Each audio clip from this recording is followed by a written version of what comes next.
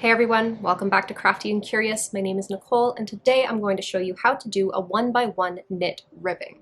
With that being said, let's head over to the work surface and get started. Alright, so here we've got our 1x1 vertical ribbing, and you can see that this, when we looked at all the swatches together, was probably the most extremely shaped of the swatches. It looked very different from all of the other ones, and that's because when you do this 1-1 ribbing, you end up getting a fabric that's very compressed. So if you actually pull it apart, you can see those purl stitches in between the V's of the knit stitches.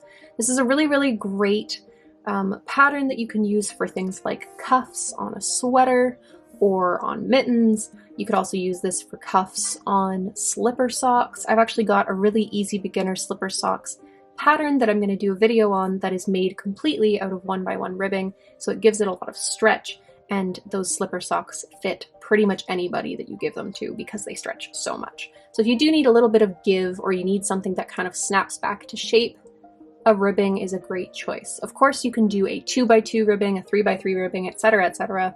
However, the larger you go with your ribbing, kind of the less snap back you'll get from it. So that's something to keep in mind if you're thinking of doing a ribbing that's a little bit bigger than this 1x1.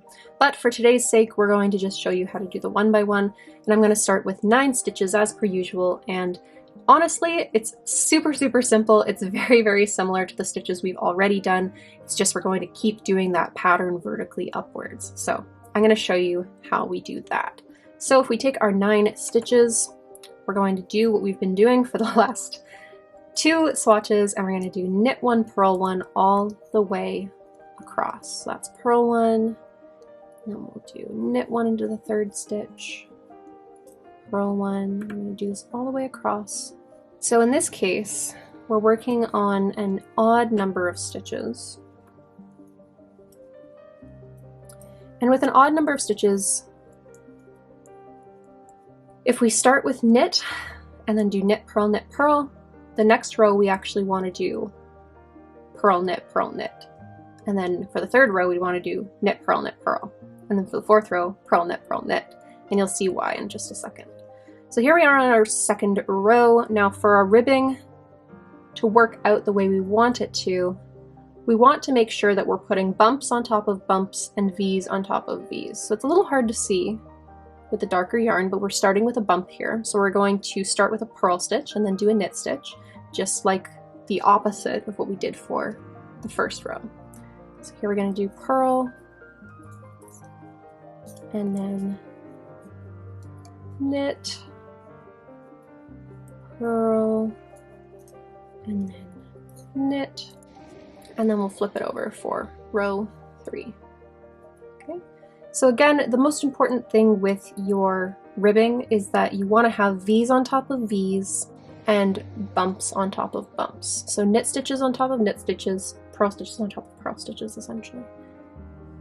And you can already see that it's getting harder to see those purl stitches, because as we create that ribbing where we've got V's on top of V's and bumps on top of bumps, the bumps actually want to recede towards the middle of the work. So it's a little hard to see.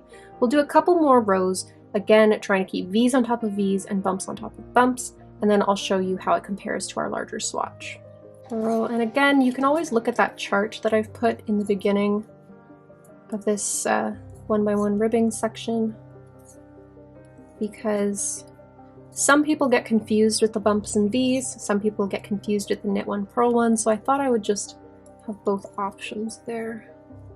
Okay, we're on our 4th row, and we can see that we start with a bump, and then we've got V's, bumps, V's, etc. So we're going to start with a purl stitch because we start with that bump on the end row there.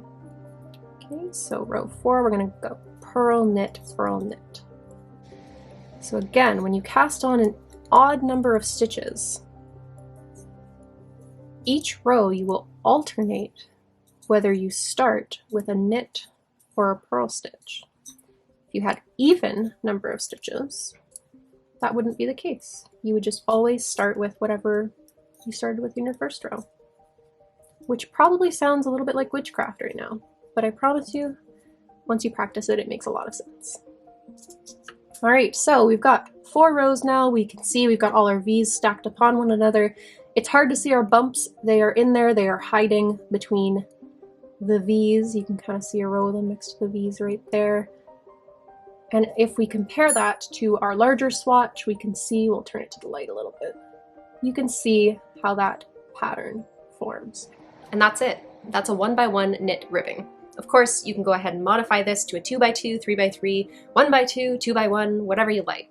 If you enjoyed this video, don't hesitate to like and subscribe for future videos. Also, check out our socials. We're at Crafty and Curious on Instagram and at Will-O-Wisp Knits on Etsy, Instagram, and Ravelry. Thanks so much for watching, and I hope to see you next time. Bye!